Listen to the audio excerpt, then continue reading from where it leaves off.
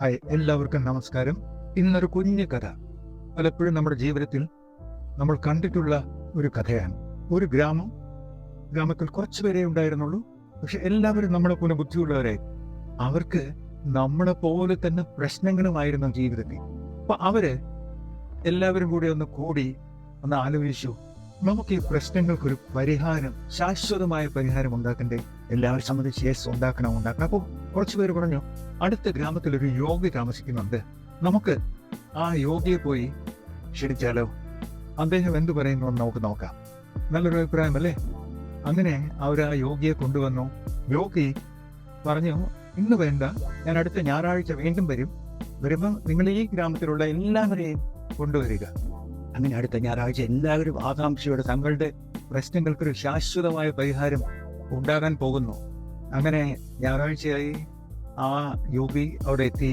അപ്പം ആ സ്ഥലത്തിനടുത്ത് ചെറിയ ഒരു പ്ലാറ്റ്ഫോം ഉണ്ടായിരുന്നു, സ്വല്പം ഉയരത്തിൽ.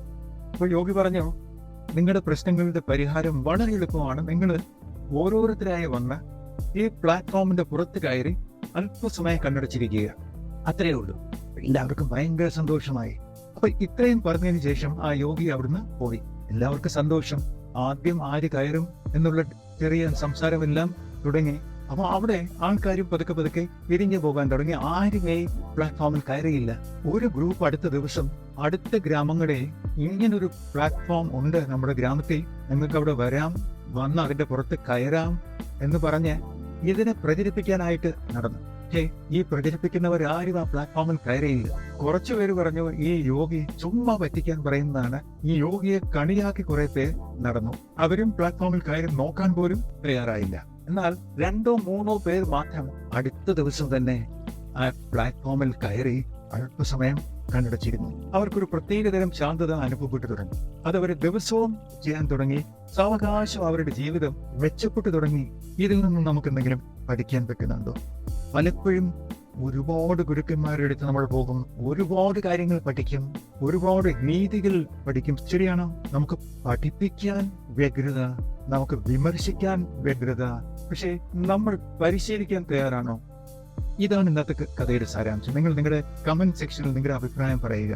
ഭഗവത്ഗീതയിൽ ശ്രീകൃഷ്ണൻ പറഞ്ഞിരുന്നു, സ്വൽപ്പം അഭ്യസ്യ ധർമ്മസ്യ. നമ്മള് ഏതെങ്കിലും ഒരു രീതി സ്വൽപ്പം പരിശീലിച്ചാൽ മതി, നമുക്ക് ആ മാറ്റം അനുഭവിച്ചു തുടങ്ങാൻ സാധിക്കും. നമ്മള് എഴുതി തുടങ്ങിയത് എങ്ങനെയാണ്? ഇത്ര നാൾ നമ്മൾ പരിശീലിച്ചു അല്ലേ? അപ്പൊ ഈ ഇന്നത്തെ ചെറിയ കഥയെ കുറിച്ച് നിങ്ങളുടെ അഭിപ്രായം ദയവായി കമന്റ് സെക്ഷനിൽ ഇടുക. പിന്നെ നിങ്ങൾക്ക് ഇത് ഇഷ്ടപ്പെട്ടെങ്കിൽ ലൈക്ക് ചെയ്യുക, അതുപോലെ വേണ്ടപ്പെട്ടവരുമായതെല്ലാം ഷെയർ ചെയ്യുക. പലപ്പോഴും നമ്മൾ ഇതൊന്നും പരിശീലിക്കാതെ വെറുതെ ചെറുതായിട്ട് സൂപ്പർഫിഷ്യലി ഒന്ന് വായിച്ച് മനസ്സിലാക്കി പോകുന്നു. ദിവസവും നമ്മൾ ഇതിനായിട്ട് അല്പസമയം നീക്കിവെച്ച് ഒന്ന് നോക്കൂ. ഒരു 2 മാസം 3 മാസം മെഡിറ്റേറ്റ് ചെയ്ത് നോക്കൂ. അപ്പൊ നിങ്ങൾക്ക് അതിന്റെ വ്യത്യാസം മനസ്സിലാകും. അപ്പം ഇനി ഒരു കഥയുമായി അടുത്ത ദിവസം കാണാം. Bye bye.